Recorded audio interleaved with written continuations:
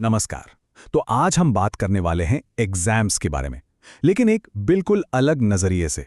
आज हम ये समझने की कोशिश करेंगे कि पारंपरिक टेस्ट और ग्रेड्स के अलावा स्टूडेंट्स की लर्निंग को और बेहतर ढंग से कैसे परखा जा सकता है। तो चलिए सबसे पहले एक सवाल पर सोचते हैं।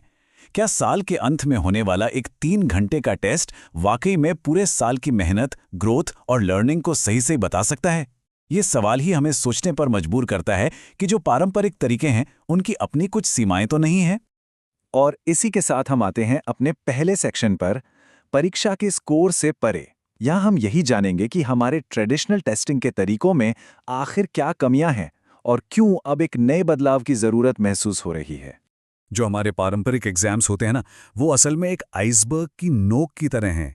हमें सिर्फ फाइनल रिजल्ट दिखता है, लेकिन उस रिजल्ट तक पहुंचने का सफर, वो पूरी मेहनत, वो सब कुछ छिपा रह जाता है। ये तो पता चलता है कि स्टूडेंट ने क्या सीखा, लेकिन ये पता नहीं चलता कि उसने कैसे सीखा। और तो और क्रिटिकल थिंकिंग, प्रॉब्लम सॉल्विंग, ये क्रिएटिविटी जैसे कई जरूरी स्किल्स तो इस प्रक्रिया में अक्सर नजरअंदाज ही हो जाते हैं। तो इन्हीं सब कमियों की वजह से अब दुनिया भर में एजुकेशन की फील्ड में एक नए अप्रोच की तलाश हो रही है। एक ऐसा तरीका जो ज़्यादा ऑथेंटिक हो, मतलब जो असल ज़िंदगी के स्किल्स को बेहतर तरीके से माप सकें। और इसी ऑथेंटिक अप्रोच का एक बहुत ही शानदार उदाहरण है पोर्टफोलियो असेसमेंट। तो चलिए अपने दूसरे सेक्शन में जानते हैं कि आखिर ये भला है क्या और ये काम कैसे करता है। सिंपल शब्दों में कहें तो ये किसी स्टूडेंट के काम का एक कलेक्शन है, बिल्कुल एक एल्बम की तरह। लेकिन ये सिर्फ एक फाइनल फोटो नहीं है, बल्कि समय के साथ खींची गई कई तस्वीरों का पूरा कलेक्शन है, जो उनकी सीखने की पूरी जर्नी, पूरी कहानी को दिखाता है। और हाँ, ये कोई नया नवेला आइडिया नहीं है। देखिए 1996 की ये डेफिनेशन क्या कहती है कि ये स्टूडेंट्स के काम का एक ऐसा कलेक्शन है जो उनके प्रयास, उनकी प्रोग्रेस और उनकी अचीवमेंट को दिखाता है, ना कि सिर्फ फाइनल रिजल्ट को। और यही सबसे बड़ा फर्क है। पारंपरिक तरीका पूछता है स्टूडेंट ने क्या सीखा, जबकि पोर्टफोलियो मूल्यांकन पूछता है स्टूडेंट कैसे सीख रहा है। इससे पूरा फोकस प्रोडक्ट से हटकर प्रोसेस पर आ जाता है। लेकिन एक मिनट, क्या सारे पोर्टफोलियो एक जैसे होते हैं? बिल्कुल नहीं। और यही हम देखेंगे अपने अगले सेक्शन में, पोर्टफोलियो के कई चेहरे। मकसद के हिसाब से ये भी अलग अलग तरह के हो सकते हैं। तो मोटे तौर पर 4 तरह के पोर्टफोलियो होते हैं। पहला है वर्किंग पोर्टफोलियो, जिसमें रफ ड्राफ्ट्स, नोट्स, मतलब सीखने की पूरी प्रक्रिया दिखती है। दूसरा है शोकेस पोर्टफोलियो, जिसमें स्टूडेंट अपना सबसे बेहतरीन काम दिखाता है। तीसरा मूल्यांकन पोर्टफोलियो, जिसे खास तौर पर ग्रेडिंग के लिए इस्तेमाल किया जाता है।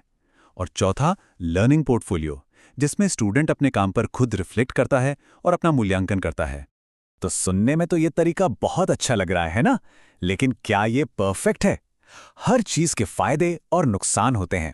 तो चलिए अपने अगले सेक्शन लाभ बनाम चुनौतियों में दोनों पहलुओं पर एक नजर डालते हैं। फायदों की बात करें तो लिस्ट काफी लंबी है। ये स्टूडेंट्स को अपने ही काम पर सोचने का मौका देता है, टीचर्स को पर्सनल फीडबैक देने में मदद करता है, और तो और पेरेंट्स को भी लर्निंग प्रोसेस में शामिल करता है।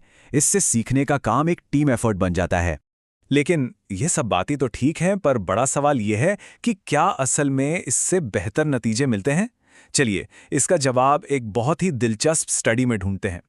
तो इस स्टडी में क्या हुआ? रिसर्चर्स ने 60 नर्सिंग स्टूडेंट्स को 2 ग्रुप्स में बांट दिया। एक ग्रुप ने अपना काम पुरानी लॉग बुक में रिकॉर्ड किया, जैसा हमेशा होता आया था, और दूसरे ग्रुप ने पोर्टफोलियो का इस्तेमाल किया। और नतीजे बहुत ही साफ थे।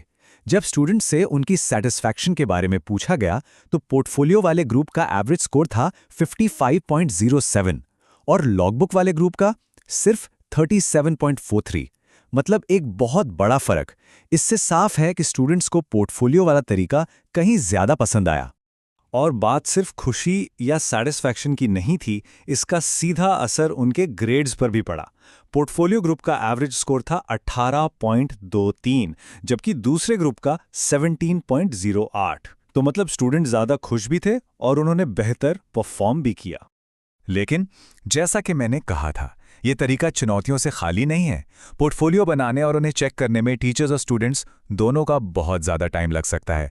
ग्रेडिंग में थोड़ी बहुत सब्जेक्टिविटी आ सकती है, और अगर ये डिजिटल है तो फिर सबके पास टेक्नोलॉजी का एक्सेस होना भी ज़रूरी है। और इन्हीं चुनौतियों का हल छिपा हो सकता है टेक्नोलॉजी में।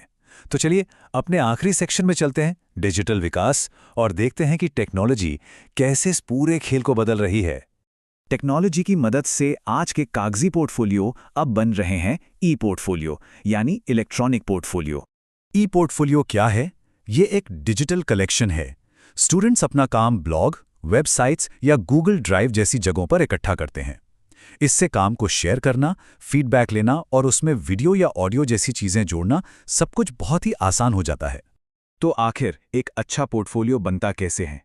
इसके 5 सिंपल स्टेप्स हैं। पहला, कलेक्ट यानी अपना सारा काम एक जगह इकट्ठा करो। दूसरा, सिलेक्ट यानी उसमें से बेस्ट काम चुनो जो तुम्हारी ग्रोथ दिखाए। तीसरा, रिफ्लेक्ट यानी सोचो और लिखो कि तुमने यही काम क्यों चुना। चौथा, कनेक्ट यानी अलग-अलग सब्जेक्ट्स की लर्निंग को आपस में जोड़ो। और आखिर में प्रेजेंट यानी अपनी पूरी लर्निंग जर्नी को दूसरों के साथ शेयर करो। तो कुल मिला के बात यह है कि एक ग्रेड आपको कहानी का अंत बताता है, लेकिन एक पोर्टफोलियो आपको पूरी कहानी बताता है।